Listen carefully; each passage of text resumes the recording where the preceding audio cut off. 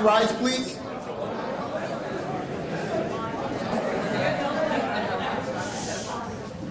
Welcome. Can everybody face the flag on the screen? Put your hand over your heart. I pledge allegiance to the flag of the United States of America and to the republic for which it stands, one nation, under God, indivisible, with liberty and justice for all.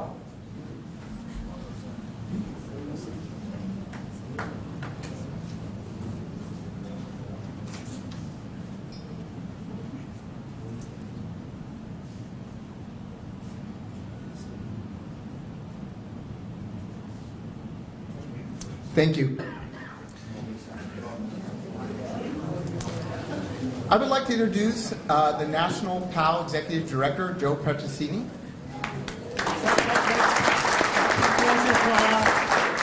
Good evening everybody, and thank you so much for being here. It's been a great couple of days. I want to just take a few moments. Number one, our staff at the hotel, they've been with us for 3 days, doing a great job. Thank you so much, and help facilitate what we're doing. And now, I think very importantly, as you know, Police Week is coming up. May 15th is National Police Week Day, and I think we should all please rise again and have a moment of silence for those of ours who have made the ultimate sacrifice and their families.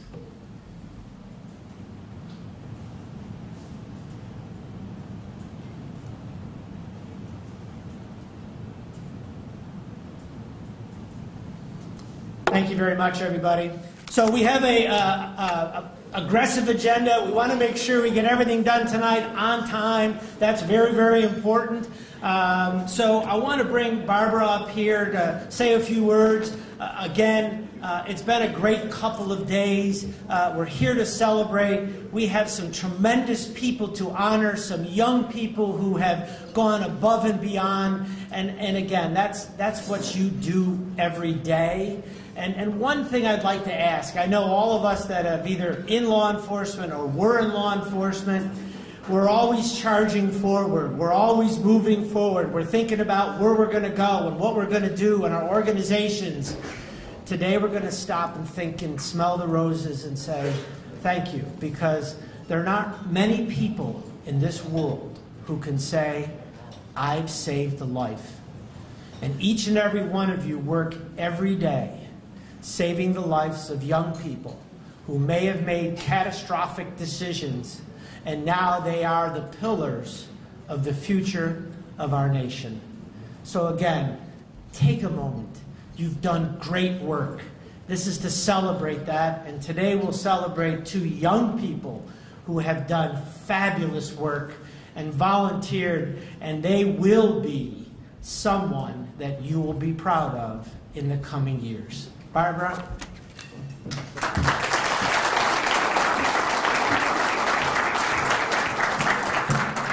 So I should know not to follow Joe because he just took half of what I was going to say, but that's okay. Should know to go first. So my name is Barbara Bonilla. I'm the current president of the National PAL Board of Directors.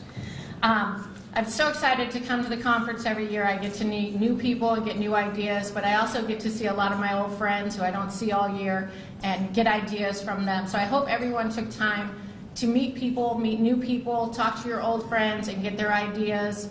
My best ideas have come from here, and that's what, when you get back to your PAL, you're rejuvenated, you have new ideas, you get to sit down with your staff and talk to them about those ideas, and then go out and work with those kids who need us so much.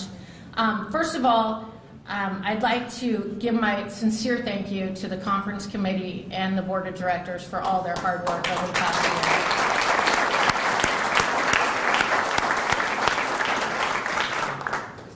If you know, I know I said it during the business meeting, but if you could only understand how much hard work they did this past year, it was amazing. And from the bottom of my heart, I love each and every one of you guys, because I know that in your hearts is the mission of the National PAL and your local PAL. So thanks again. On behalf of the board of directors, I'd like to thank all of the local PALs for attending. Without all of you, we don't have the work that we do throughout the nation, and you rejuvenate us. When we come here after a hard year and see each of you and hear the stories and all of the different things you're doing in your PALs, it really does. To me, it just melts my heart to hear these stories. It melts my heart to see our award winners here and to know all this good work is happening in our nation in the name of PAL. Well, for me, I'm an SAL, which is a Sheriff's Activities League, but still, it's all under the PAL umbrella. As this past year, past couple of years, the nation's law enforcement, agencies have been called to shift what they're doing. And what they're being called to shift to is what we've been doing for 100 years. They're being asked to go towards a more community policing basis. So really looking at this, and if we all look at this and work together, it is our time. It is National PAL's time. It is your local's chapter's time to shine. And together, we can do it. So over this next year, let's get out there and shine as a PAL program in your community. Thank you.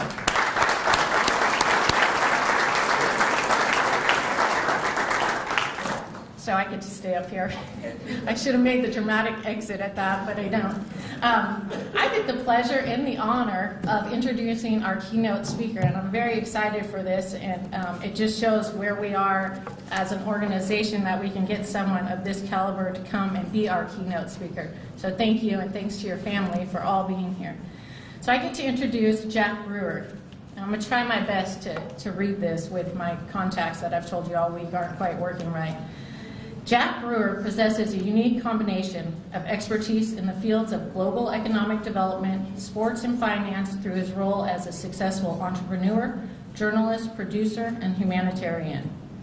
Currently serving as the Chief Executive Officer and Portfolio Manager of the Brewer Group, Inc., as well as, and please listen to this, the Ambassador for Peace in Sports for the International Federation for Peace and Sustainability Development at the United Nations. Can we all just say wow right now? Wow. Yeah. And on top of that, his other key roles, like he isn't doing enough right now, are a regular contributor to CNBC, Fox Business, and the American City Business Journal, senior advisor to former HE President Joyce Banda of the Republic of Malawi, three-time National Football League team captain for the Minnesota Vikings, the Philadelphia Eagles, and the New York Giants. So can we have a big round of applause for Jack Brewer?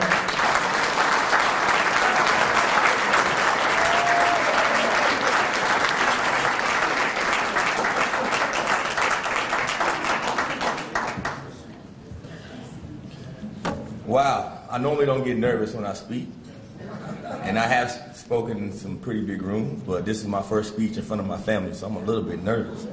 My mama's watching me. This is a special moment for me. I grew up right down the street, so getting the opportunity to speak for such an amazing organization like PALS, it really touches me at my core, because what this organization means, it really is everything that I'm about. And everything I've tried to live my life with that perspective in mind. I'm going to start off and just read the mission statement for PAL. Because as I was on a plane today, I flew in from New York, You know, I kept reading the mission statement, and I was doing research and trying to figure out what message am I going to bring today. And I read it, and it says, PAL mission statement is the National Association of Police Athletic Activities League, and its chapters work nationwide promoting to prevent the prevention of juvenile crime and violence by building relationships among kids, cops, community through positive engagement.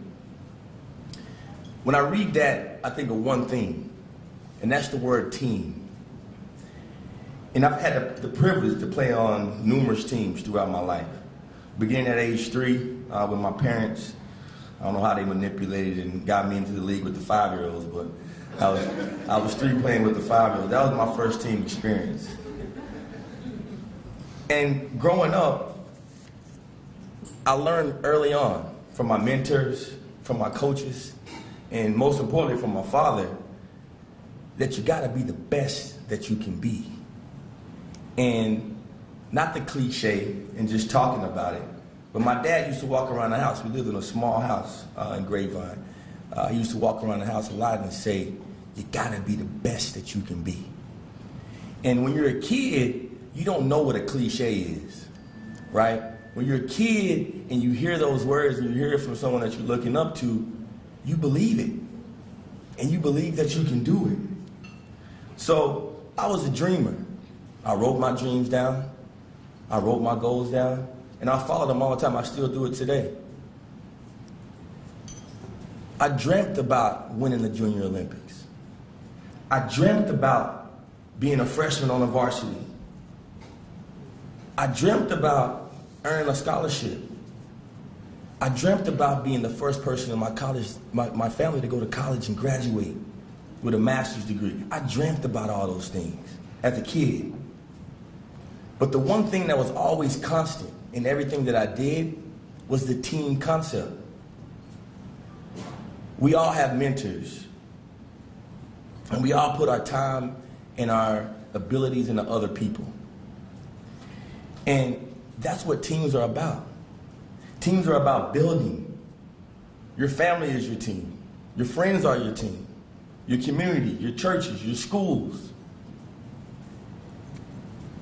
Even when you're raising your young kids, their friends and their friends and their friends, those are your teammates.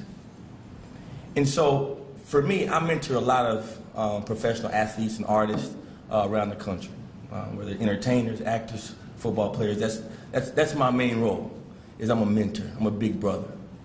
And so I teach, whether it's Michael Strahan when I talk to him, whether it's Ray Lewis when I talk to him, whoever it is, we talk about the same thing. The stronger the people around you are, the stronger you are.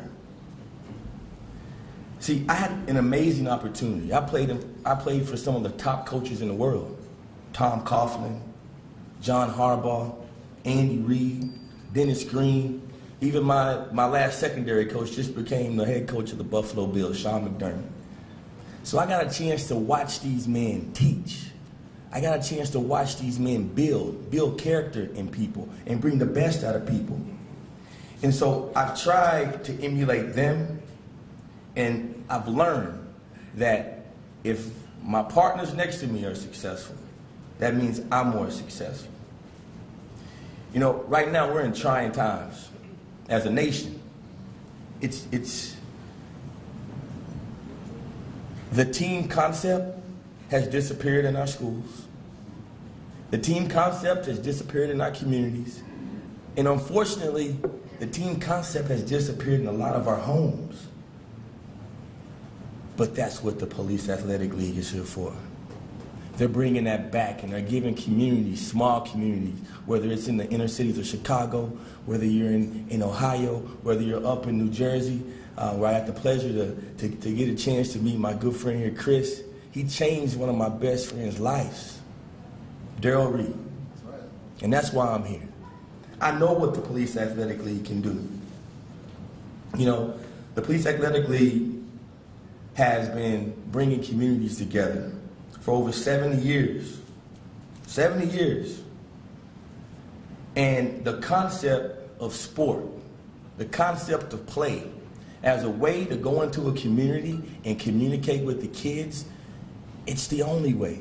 When I speak in Africa or I'm speaking in Asia, I do a lot of community service work, and I have the same exact message because it is the universal language. No matter if you're white, black, green, Mexican, whatever your race is, we all love sports. You throw a ball in the middle of the field, we play together, right? And so this concept needs to be talked about more. It needs to be verbalized. It needs to be put out there. And I'm going to do my job to make sure that that continues to happen. So how do we bridge this growing gap? How do we bring our youth, our police officers, and our community even closer? How do we help build a really strong team? I grew up in a time where little boys dreamt about being police officers.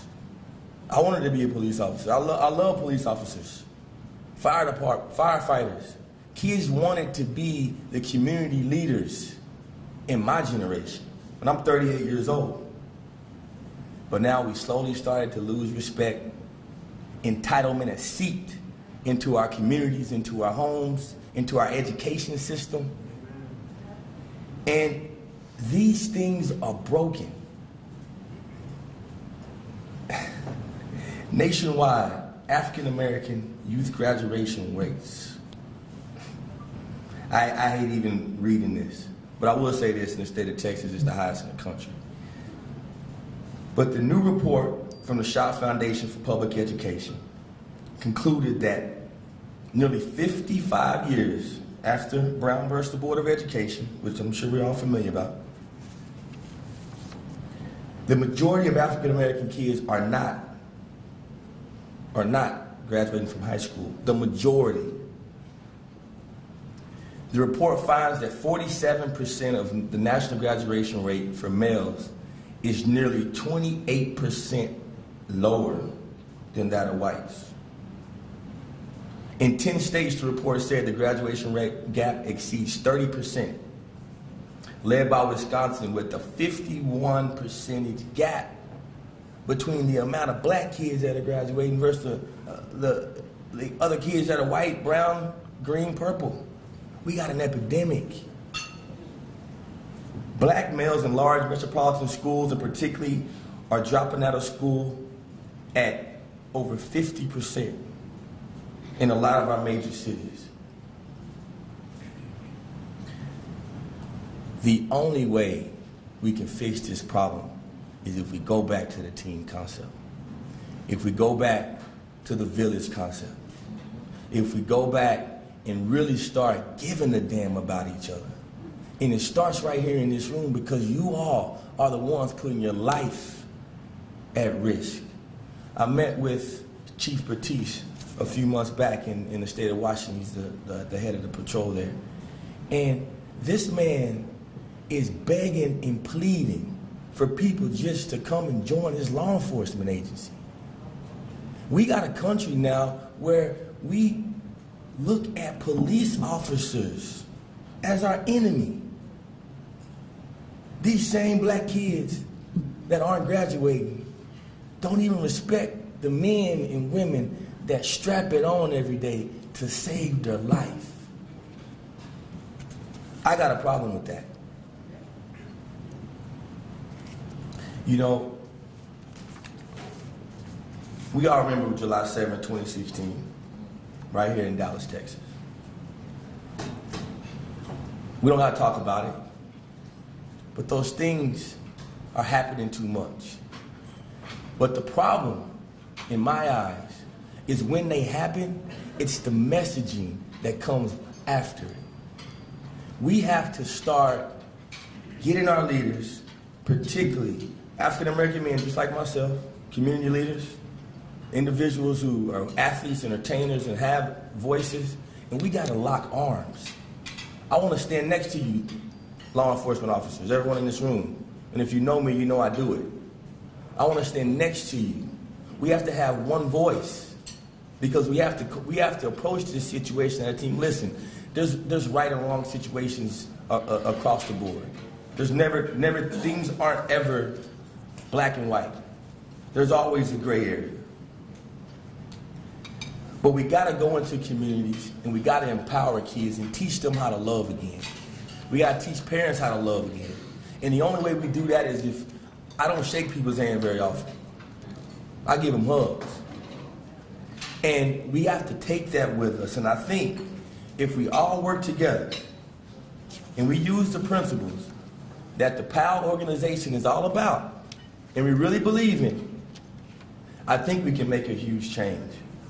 You know, I'm gonna end my speech and just talk a little bit about Chicago, because I know PALS is very active there in that community.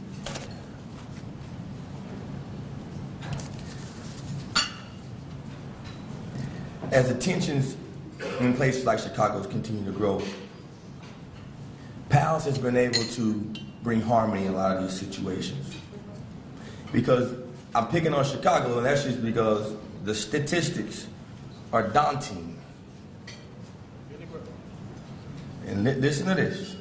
The death toll from 2001 to 2016 is over 8,000 people have died in the streets of Chicago, and the majority of them are young black kids.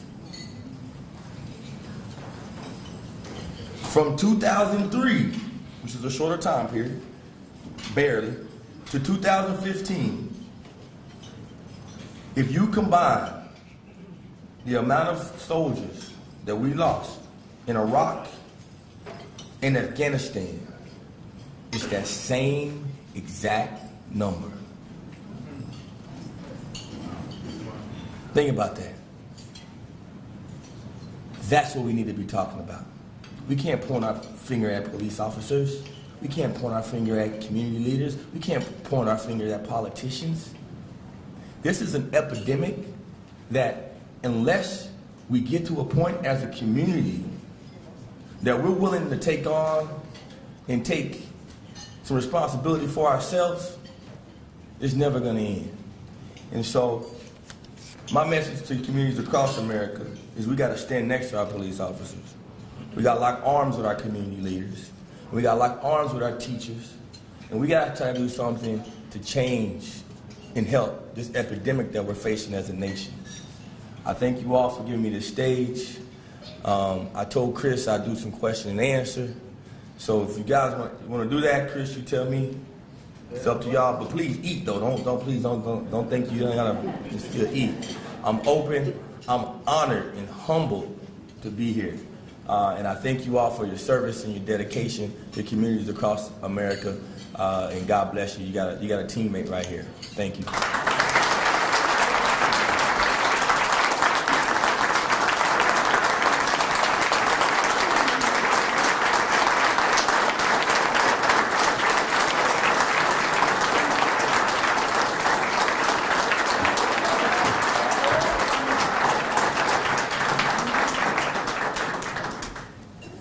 So after I was celebrating all the great things we're doing, that's exactly what it's about. We have a lot more work to do, and hopefully we'll have you as a partner to continue to do it. That reality that you just placed should break all of our hearts. We're in America. It is 2012. All of our children should be graduating. All of our children should live. So again, a lot more work to do. I'm going to call Ron up for the invocation. I should have done that before Jack, but I was so excited to hear him speak, I got ahead of myself. So he'll bless the food we've already eaten too.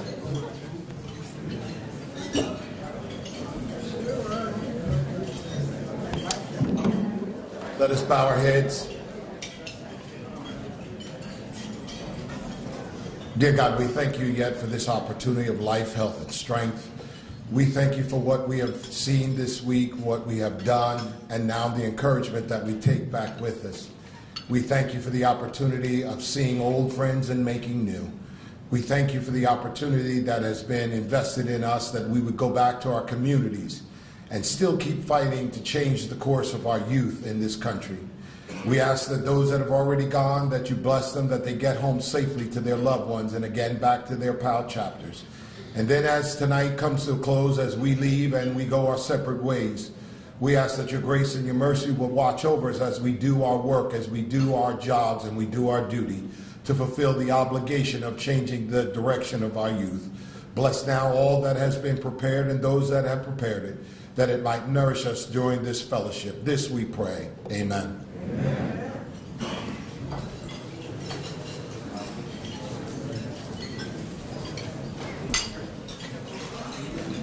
Follow our schedule.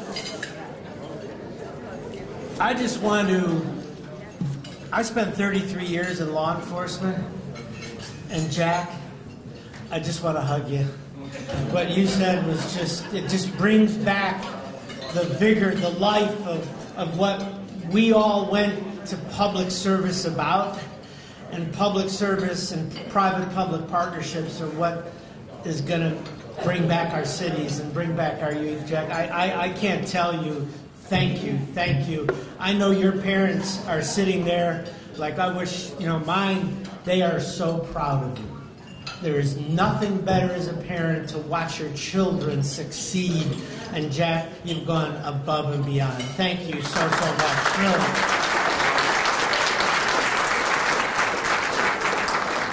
Really. It is my honor and my privilege to introduce the Pal National, Pal Wheeler, Dealer, Believer.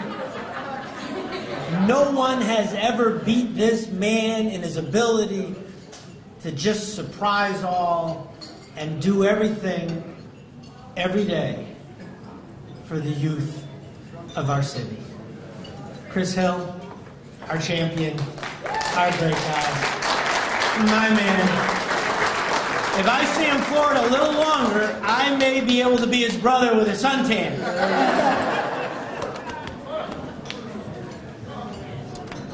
To the Brewer family, thank you for letting us borrow Jack for the night. But just so you know, it's not just for the night. I talked to him in the hallway. I said, so we just found our new national spokesperson. So Jack, welcome to the Powell family.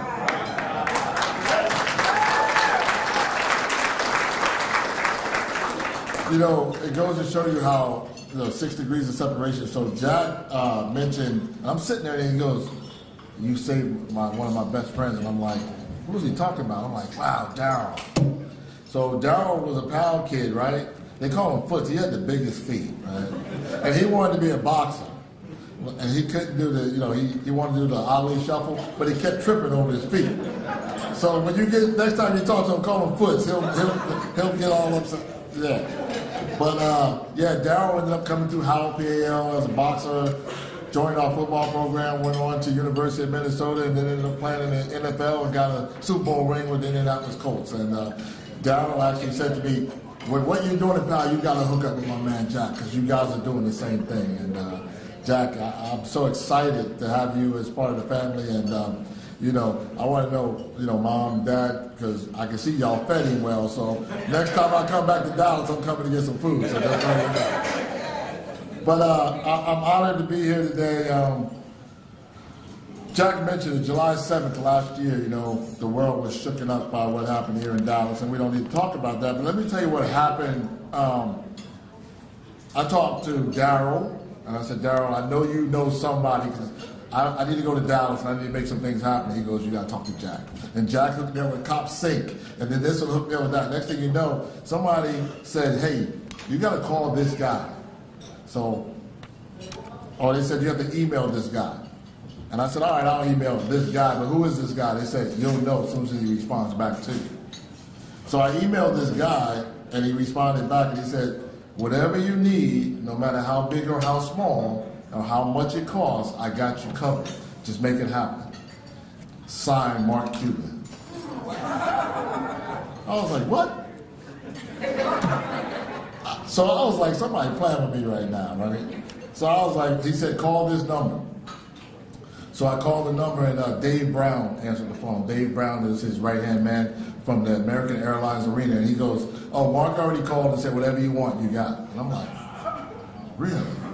So he goes, now call this number. So I call that number, Steve Letson. Steve Letson runs the Dallas Mavericks. He goes, whatever you want, you got it. Listen, those shoulders got big, boy. Because I said, y'all need to understand something. Don't tell me that. So me and Jeff and Ron and a few other people, Jamie, We got on a plane and we came down to Dallas, and they rolled out the red carpet. I wanted to show you some videos, some pictures of what happened that day.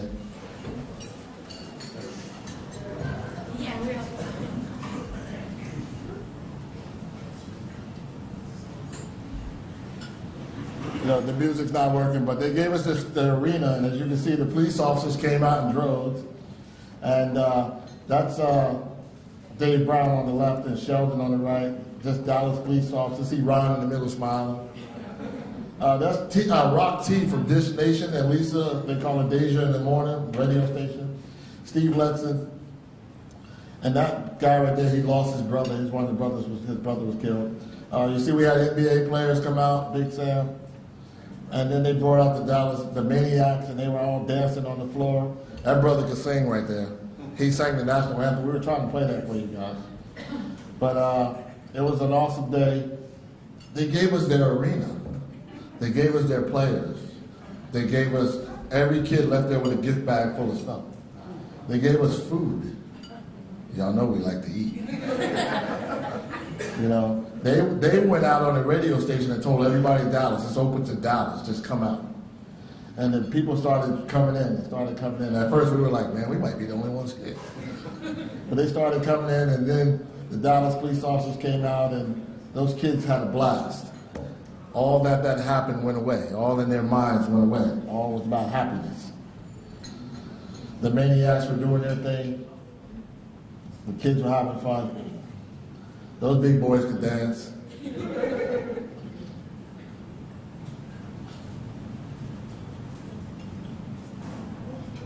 We look at the Dallas police officers and the dark police officers that were there. Again, Rock T, this station. And we couldn't thank them enough. You know, Big Sam came out, Sam Perkins, Dallas native. And we have to thank quite a few people. Dallas Police Department, Dark Police, Dallas PAL, American Airlines Arena, obviously National PAL. There's a lot of names on there, Johnny, you can stop that. I just want to tell you that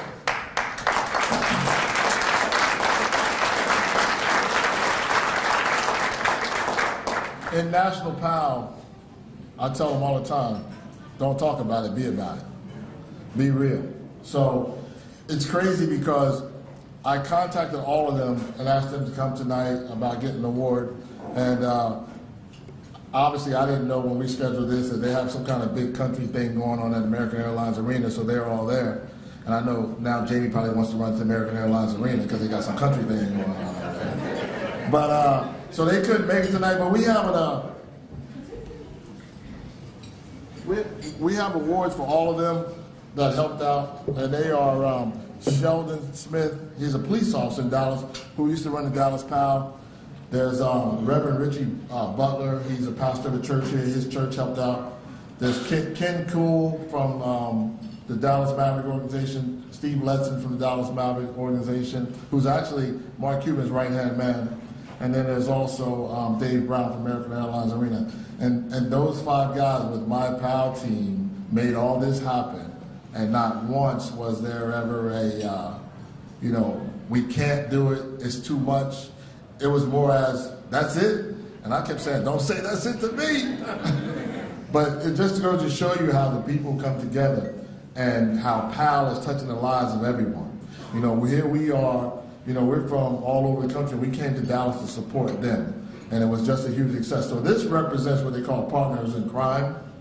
And what it says is that, it says the ideal piece for representing a concerted effort that embodies hard work and dedication as a team. The Dallas Strong event could not have been done without the extreme teamwork demonstrated by all 5 of them and our team. So they're not here. We're going to make sure they get these. And then we obviously, because Mark Cuban gave us everything, we got this one for him. And it says, thank you for your generosity and commitment to the youth, residents, and law enforcement officers for the Dallas community, Dallas Strong, and it's a National PAL.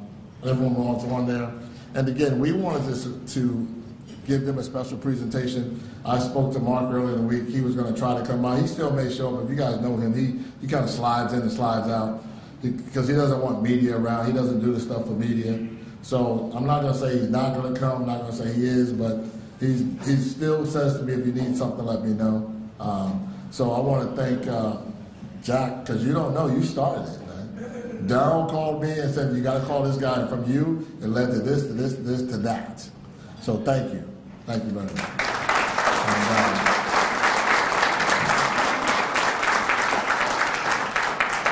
So when we meet in Florida, New York, or wherever soon, real soon, like real soon, we're going to hand you your own personal one. Because we had these shipped in, and some of them made it in whole pieces, and some of them didn't.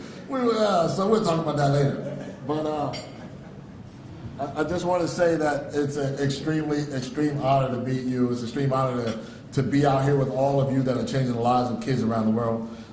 It's a huge, huge opportunity for us to change the landscape, to change the thought process, and be the thought leaders to educate the youth, to know that they have to want better, but we have to show them what better is. So without further ado, I'm going to say, Jack, thank you again. To everyone here, thank you. I'm going to bring Barbara up. She has a presentation, and then we'll continue on with the award ceremony. Thank you.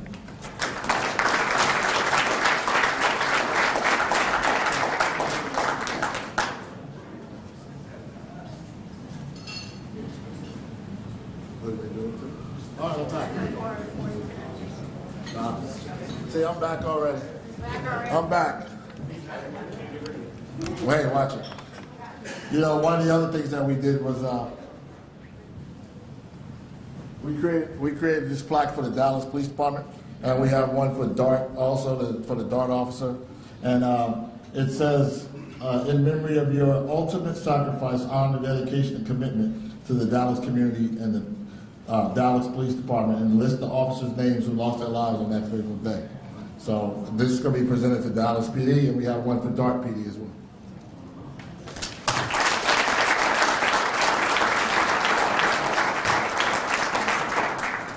While I'm up here, they told me just to go right into it. So I have the pleasure of announcing the National PAL Male and Female Youth of the Year Award winners. I'm honored because they're both from my PAL, and it's not rigged because it was done by Michael Russell from Mississippi, and I don't like him. So now he's mad at me because I didn't take him to Cowboy Stadium today. Oh, I didn't go to Cowboy Stadium. I made it up. I'm sorry. Oh, I'm in real trouble. I can't believe I slipped up like that.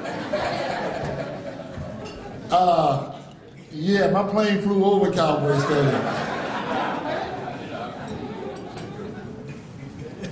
Anyway, you know, I'm honored to announce the winners, the Male and Female Youth of the Year Award. You know, one of the things that's impressive is that when you get an opportunity to have kids that come out to help others because they choose to, not because somebody ordered them to, not somebody asked them to do it, not because they're looking for accolades. They came out because it was in their heart to do. And so I have the pleasure of introducing both of them tonight. And both of them, I can tell you from a personal experience, when Allie first came to our PAL, she was in the 6th grade, and we had just started our middle school PAL. And one of the things that we said, all right, for the first time, we're going to take middle school kids on a trip with us. So we go to Ohio. So we get off the plane, and because she's a sixth grader, she decided, I better be smart and not say anything right now. I'll wait till we get in the car and ready to leave the airport to say, oh, by the way, I left my money and my wallet on the plane. I said, well, just so you know, they're not going to let us back in there, so we got you, don't worry about it. She goes, don't worry, I'm sorry, I'll never lose anything again, da, da, da. So the next stop after the hotel was the pool park. We went to the YMCA and to the pool. So we get back in the van, going to the hotel, and she goes, I forgot my shoes. I'm still trying to figure out how you forget your shoes. That part I don't understand. But, you know, I'm glad that I didn't say, you know, we're going to take you back to the airport and send you home. We kept her around, and she's been nothing but a worker since. You know, I'm going to speak about them together for a second. Allie and Ben have been around since 6th grade, you know, and they both have over 1,000 hours of community service.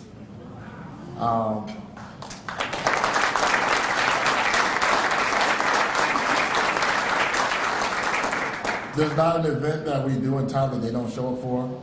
And the harder the work, the more they show up.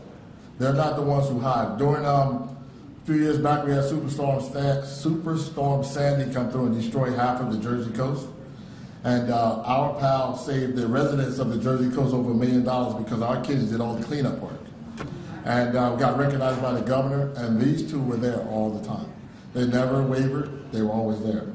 One of the things that gets me the most is we have a big senior citizen community, and Allie and her crew were involved with the Real Senior Dance. They were dancing with the senior citizens, and so that was a good thing. They do it all, and one of the big things, and I'll say, is that they never stop giving, and they never once asked for anything in return other than when they found out they won this, they were shocked. So I'm going to read this about Allie really quick, and then I'll bring her up, and then I'll bring up Ben. So Allie McGowan, an 18-year-old honor student and hard worker. She maintains her grades while also working at her local Olive Garden and dedicating her time to many pal activities. From feeding the homeless every week to planning icebreakers and activities as the president of our Youth Leadership Council. She is a leader amongst leaders. No matter the obstacle, she faces it with optimism and compassion. She is highly active in her school's career leadership program, where she spends time with special needs children, teaching them about bullying and being active within the school. She is a staple within her community and strives to be the person her peers can turn to for advice and for a good laugh. She is extremely honored to accept this award, as this has been her dream of hers since she joined the group 6 years ago. So I'd like to bring up Allie McGowan.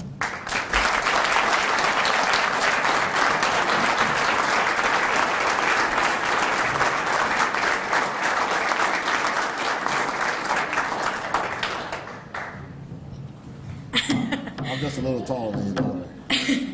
I gotta tell you, I wasn't really nervous about speaking. The first thing I saw when I came in here was how high up the microphone was. And that was my biggest concern because I'm really short. I was like, am I gonna be able to reach that thing? But yeah, like he said, I've been in this program since 6th grade, and it has been nothing but amazing to me. I am just so blessed and grateful. And I was just telling Sarge that today when we flew here was the first time that I've ever been on a plane without him being on it. So, and you know, just everything that this program has given to me. And like he said, I never did it, Ben and I never did it, anybody in our program, for hours or for college or for anything. I do it because I love it, you know? It makes me so happy. So, I see a lot of familiar faces in this room. I've met a lot of you throughout the years. So thank you to everybody in this room, especially thank you to Sergeant Hill and all our advisors and my mom. So I'm just super honored. Thank you so much.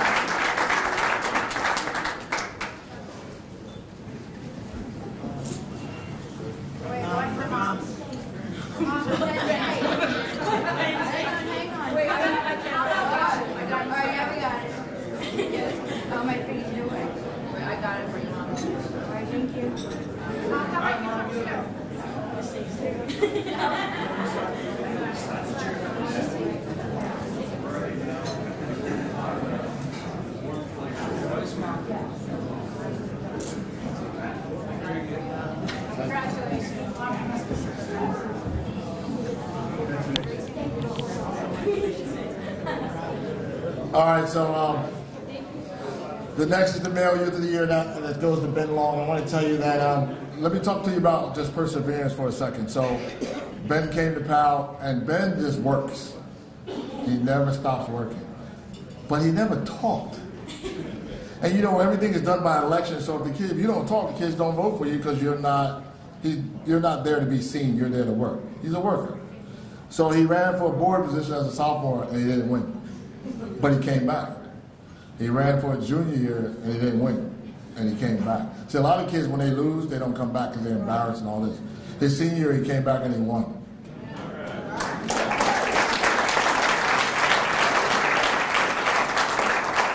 So because of his determination, we've been in my community, we feed the homeless every Sunday. We've been doing it for 9 years, right? So this year, I went to Ben and said, you know, we got to do something a little different. So what we used to do is there was a guy who owned a restaurant in town. He prepared the food, we picked it up, and we delivered to the homeless. I said, I don't want to do that anymore, Ben. I said, this is your job, fix it, make it happen. So what he did was he got the kids to come to our building, prepare the food, cook the food, wrap the food, and then deliver it to the homeless community every Saturday. So now it's every Saturday and Sunday that we feed the homeless. Wow. So, you know, that's what workers do.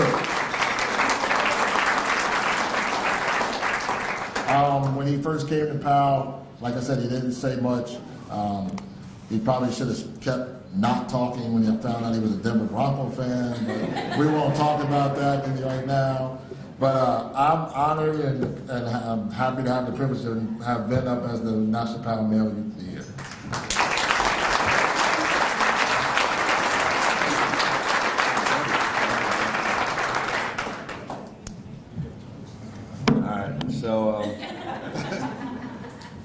I joined PAL about 4 years ago when the East Coast was devastated by Superstorm Sandy. Ever since then, we went to people's homes. Like, you really just see like you can see stuff on the news, but you don't see how, like, when you get firsthand, it's just a completely different experience to see like how devastated people really are. It just changes their whole life. So I mean, ever since then, I fell in love with helping people and making a difference and stuff. And you know, it's just like it just keeps on. It's just amazing to help people like that. So I never knew about this award actually until a couple of months ago when I was told to apply for it. So I mean, if I did know, I wouldn't have changed a thing. I still would have helped the people because PAL's it's not about the accolades, it's about helping and doing it from the heart. So yeah, so I am honored to win it, and I want to thank all my advisors and my mom, my dad, Sergeant Hill, Jamie, Johnny, and everybody that's helped me along the way.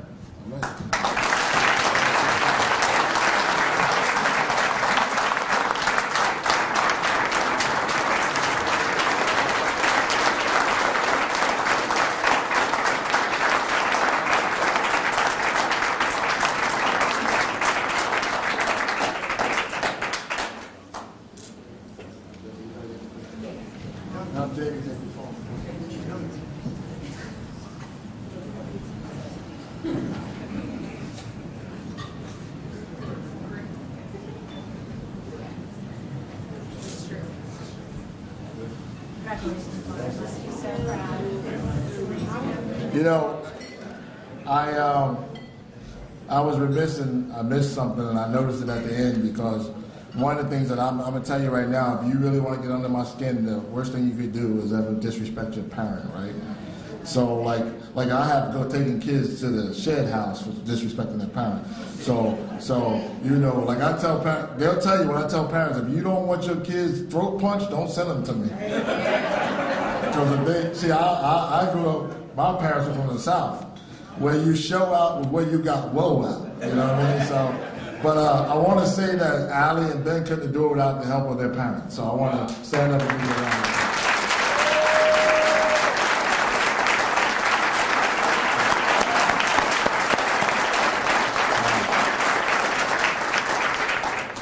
And last but not least, and obviously he has no idea this is about to happen because I didn't tell you anything to him. You know, this year we were fortunate enough to meet George. And I want you guys to think about something. And I'm not saying this, and he'll probably get upset with me, but George is very, very successful.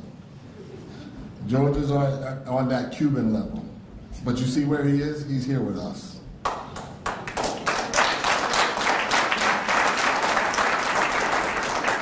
He didn't send somebody to his place.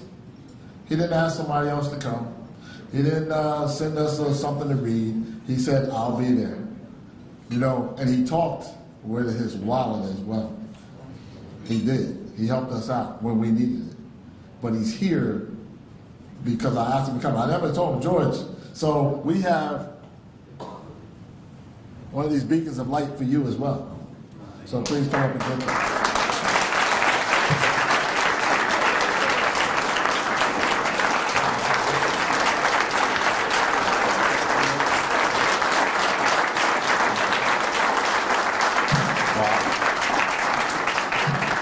Yeah, he never told me that I want to speak. He just told me, can you come? So I said, yeah, I'll change my schedule and I'll come.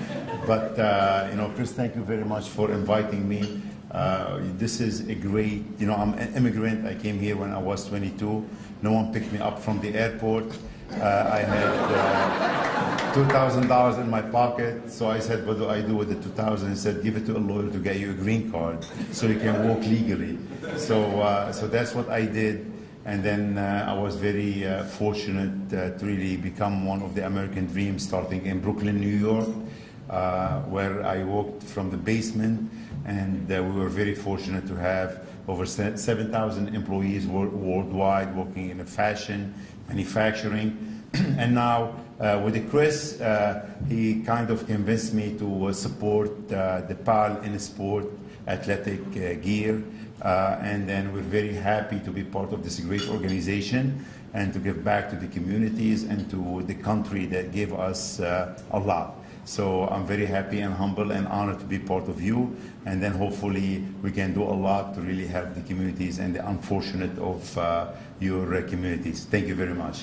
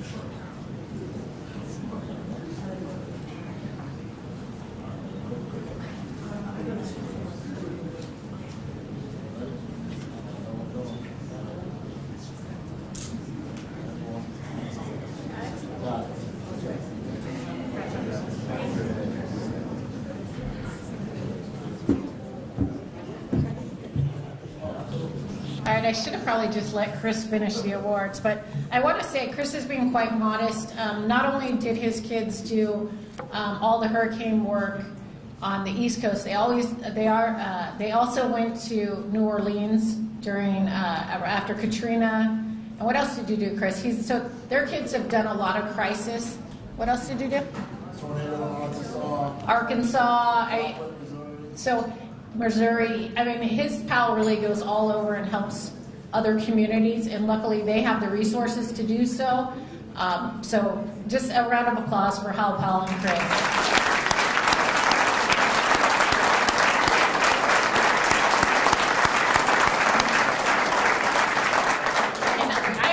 Got to see as an observer the Dallas Strong event, and if you want to see a community coming together, it was amazing. And again, that was Chris and working with Jamie and all the other people. And so I can't say enough. Chris is a past president, and I've been fortunate to follow him because he definitely paved the way and made my life a lot easier in a lot of ways, and I still strongly depend on him. So thank you, Chris. So moving on, I have the honor of introducing the person who will introduce our next award, which is the Female Volunteer of the Year, or just the Volunteer of the Year, sorry. So I want to introduce Mayor O'Leary. He is a former National PAL Volunteer of the Year, Man of the Year. He's a police chief and was in law enforcement for 30 years. I wrote down you had a 30-year police chief career, but I think it's total law enforcement. If you're a police chief for 30 years, we should talk. I heard from the people at his PAL, he was the driving force to the restructure of his PAL program, which made it quite successful. So if you're in a restructure, please reach out to them. After being chief, so he had this whole career in law enforcement, became chief, and then went on to be elected mayor. Not once, but he's on his second term. So imagine, I can't even imagine how much his community must love him and what a difference he must make. So I'm honored to bring up Mayor O'Leary to introduce our Volunteer of the Year.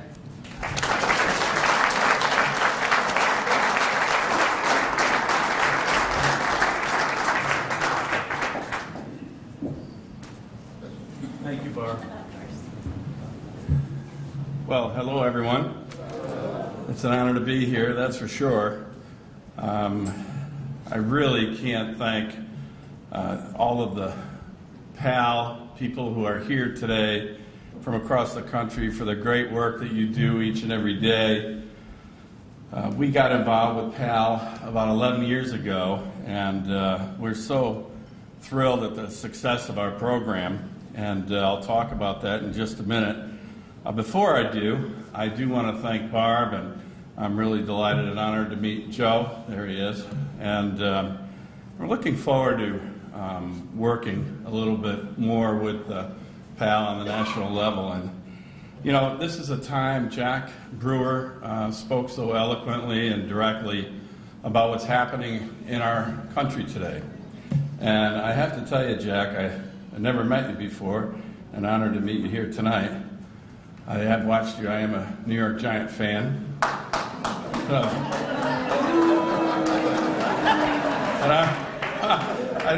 And I have had the honor of meeting Tom Coughlin, so I'm really honored to meet you. But let's just roll it back for a minute. You know, you think about what Jack said, but let's talk about what he said first. His parents. His father's words when he was 3 years old, you know, be the best that you can be.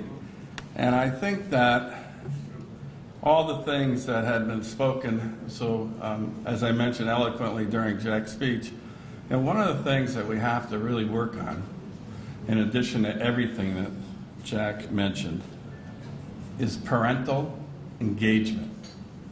And Jack is a living example of what parental engagement can do in your life. And I know there's a lot of smart people across this country that have a lot of theories and a lot of ideas about what's going wrong. But I just like to think that a lot of us involved in the day-to-day lives of kids through PAL, through the police department, even through political leadership, we recognize that parental leadership and parental engagement is really the most important thing, because kids develop the moment they're born, and if they have a support system, then that is going to make the difference. If you look at what Jack talked about the dropout rates in the country today, unfortunately, whether they're minorities or non-minorities, most kids who drop out of high school don't have parents. And that's really sad. So we need to use PAL, right, and other organizations for those kids who don't have parents, because we can't just give up on them, because you all know that's why you're all sitting out here. And so I think one of the things that we should focus on as much as anything, quite frankly, is if kids don't have a parent or parental support, then it's up to us to identify them very, very, very early on and focus on those children who need it the most. And that's really, I think, going to show that we could have great success. And that's what we're trying to do in Waterbury. And I know that's what PALs are doing across the country. And that's what we need to do. And we need to find people that will support PALs. George, thank you. You've got a great story to tell here. And I've got a great story to tell in just a minute or so. But I really believe that we need to focus on parental engagement. And then if we know we don't have that, then we need to say, okay, this child is in danger, this kid is at risk, this kid needs help. And the people that we go to, and I know you go to, are the school teachers, because they see the kids from pre-K, K1, 2, and they know. Ask a teacher, and they'll tell you, which one of these kids do you think is most at risk, and which one of these kids do you think may not graduate from high school? And they bat 1,000 every time. So we got to pay attention to our school teachers. Having said that, so here we are in a great celebration. I really do commend Allie and Ben. Thank you for your great work at your PAL in New Jersey. My dear friend Sergeant Chris Hill, had the pleasure of meeting Chris last summer. He came up to Waterbury when we had our 10-year anniversary of our PAL organization and gave a very enlightening speech like we heard from Jack Brewer tonight. So when you are involved as a police officer, as most of you know, and police chief, as I have been fortunate enough to be a now elected official, you have to have, as Jack referred to, the village. You have to have it if you want to be successful. If you want to make a difference, if you really care about your community, you, as leaders, have to reach in and find the people that you know will help you. And you have to surround yourself with those people. And tonight we're lucky because we have two of those people here. But our first, the gal that I want to talk about, is Kathy Smith. Kathy Smith is here from Waterbury, born and raised. Her husband, born and raised in Waterbury, successful stakeholders in the community their whole lives, and have made a difference their whole lives in the betterment of Waterbury. When I became police chief, and then we started the PAL organization with these great guys at this table here, and we reached out to Jim and Kathy Smith and said, look, we need your help. We need your help to help us and teach us how to be the best that we can be. And we really, these are people who are admired in our community. They're the pillars of our community, quite honestly. And we followed their guidance and their advice, and sometimes it wasn't what we wanted to hear, because it sometimes isn't what we want to hear. But they had the courage to tell us what they thought that we could do to do better. And Kathy is here tonight and got a really great surprise. Her husband James surprised her. He lives in Florida, and she had no idea that he was coming tonight. What did I say? Husband? Oh, sorry. Kathy, he's kind of young. Thank you. So we were downstairs earlier, and I saw James coming in the door, and we had to kind of move things around so Kathy couldn't get a view of her son James coming in, and then he surprised her right before the dinner started, and it was a tear-moving moment hearing from Florida to honor his mom. The other gal that I want to talk to you about just for a second, and Kathy will mention her, is with us at our table tonight, is Isabel D'Souza, who has also been a volunteer at PAL from the moment we started the organization 11 years ago, and I'll let Kathy carry on with that. But having said that, last summer we had our 10-year anniversary, and Kathy and her husband, not son, her husband, James, all these James, co-chaired the event, and our Deputy Police Chief, Fred Spagnola, who's our PAL president, ran the event, and they raised $240,000 at our 10-year anniversary.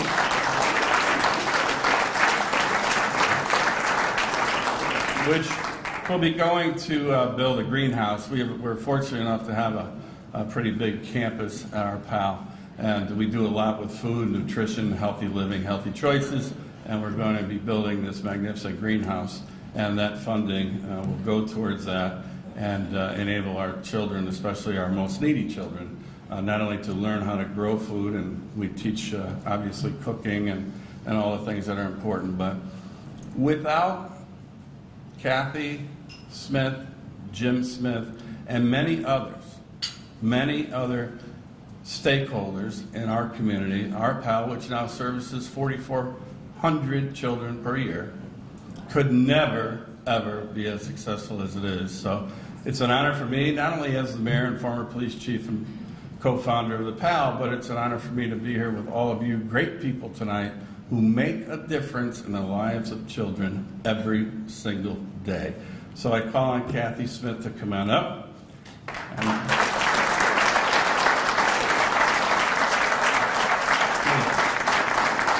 Truly a remarkable person. Thank you all.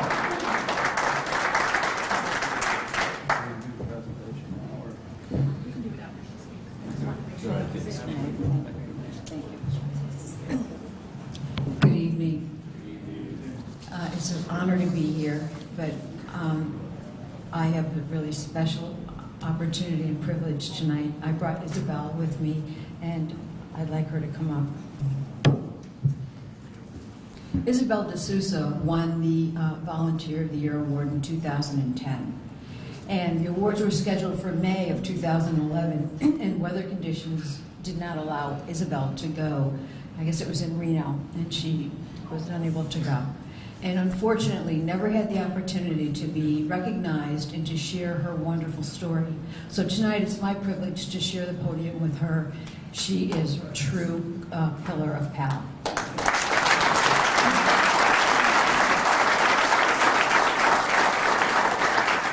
Now you'll know why I had to do this. Isabel is a critical member of the team. She coached the cheerleading team, the Double Dutch team. She's the year-round coordinator and manager of the Culinary Arts Program, certified in food handling and food preparation. She's the PAL coordinator chosen to work with the First Tee of Connecticut Golf Association. She drives after-school kids daily. She's certified in first aid and CPR. She volunteers at all the holiday parties and all the events. She opens and closes the office when necessary. She averages over 40 hours a week with PAL, and this is in addition to her full-time paying job. She's an instructor, a mentor, a coach, a chaperone, and a positive role model. She's the mother of 2 wonderful daughters who are both members of PAL. Please join me in recognizing this incredible woman.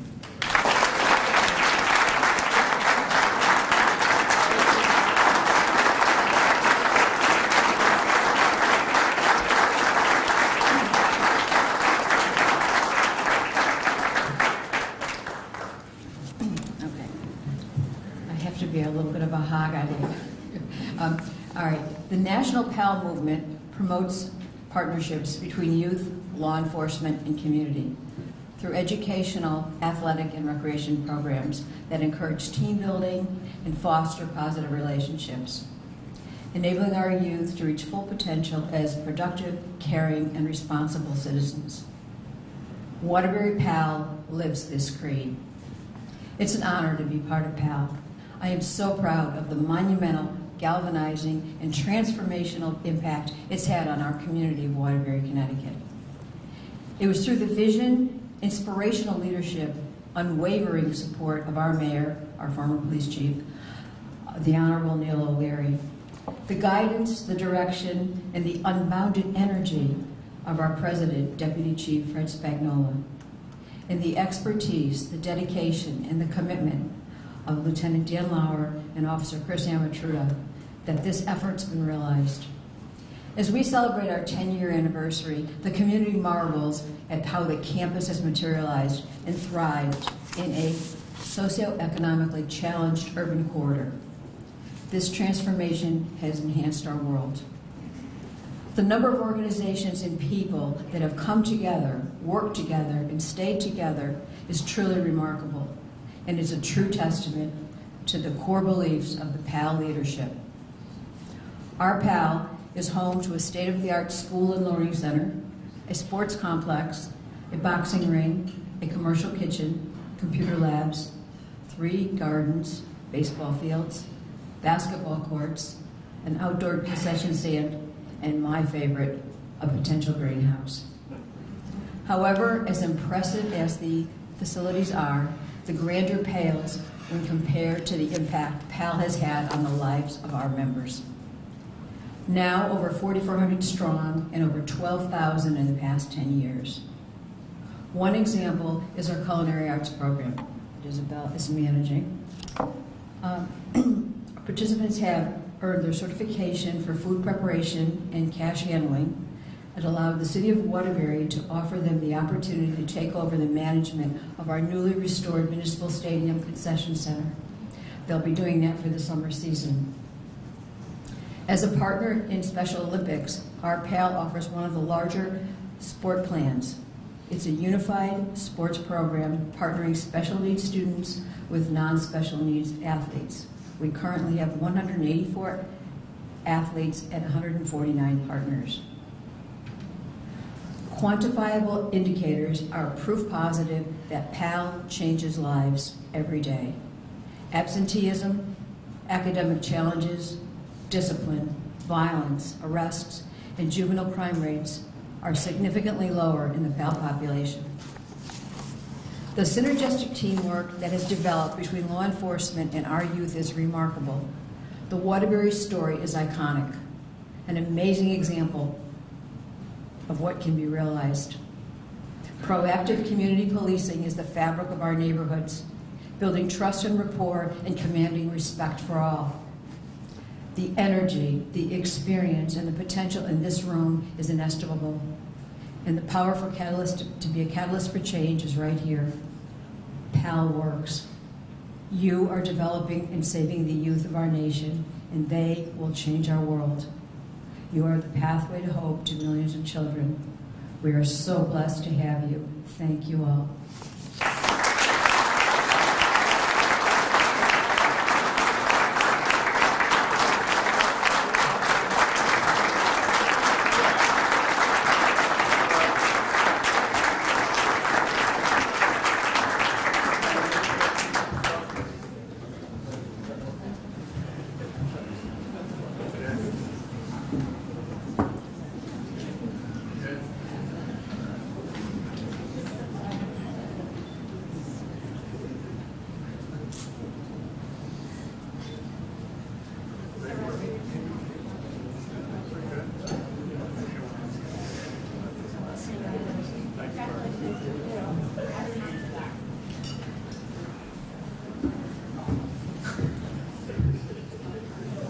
So, talk about amazing award winners and an amazing pal, Waterbury. If you haven't heard their story, please reach out to them. They've had gone through an amazing transformation, and I think our award winner summed it up. So congratulations again. It's funny, I told the mayor probably right before we started, I was going to let him introduce the speaker. And I was thinking, oh, that was kind of short notice, but I should have known as a politician he handled it well. So congratulations again.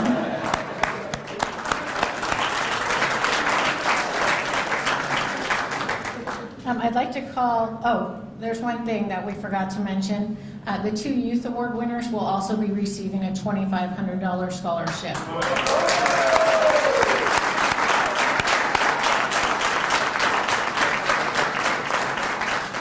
I'm really not sure how Chris, as our money man, forgot that piece. No, he did. He really pushed for us to, and I think he even got a donor so we could give them more money this year. So thanks again, Chris. Right now I'm going to call up Terrell so he can, he's our Sergeant of Arms. He'll be swearing in the new board members. So this is the fun part. May I have all the regional chairs, as well as our new trustee, come up and line up and face the audience?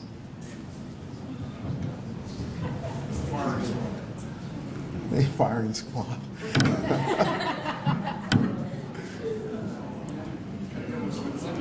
I'm just going to take it. So, Yeah. Face the audience. face the audience.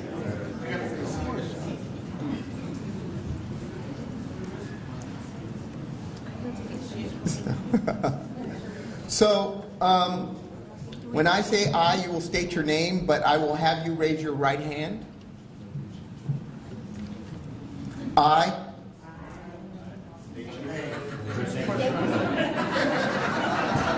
right, let's try that. We're going to try one more time. We can do it. Raise your right hand. I. Do solemnly affirm that I will support and defend the Constitution and the law of the United States and the bylaws of National Police Athletic League. I will solemnly and faithfully fulfill the responsibilities of my position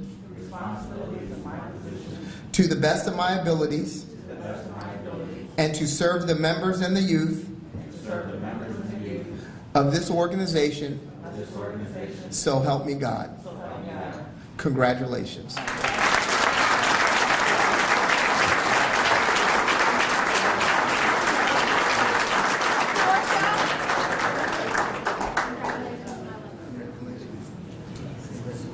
All right, so congratulations to all our new board members. And for closing remarks, I'm going to bring our new executive director up to close this out and thank everyone again. Thanks, Barb, and thanks, our new members. Jeff Hood, want to remind all the chapters, please pick up your certificates for all the chapters are here on the table. We got some outstanding, printed them today. Jeff, thank you very much. They're all done on here. Please pick them up. So this completes our awards dinner. It completes our conference this past couple days. But this isn't the end. This is the beginning of a new chapter of PAL. God bless everything that you do every day. And God bless America. Thank you very much, everyone.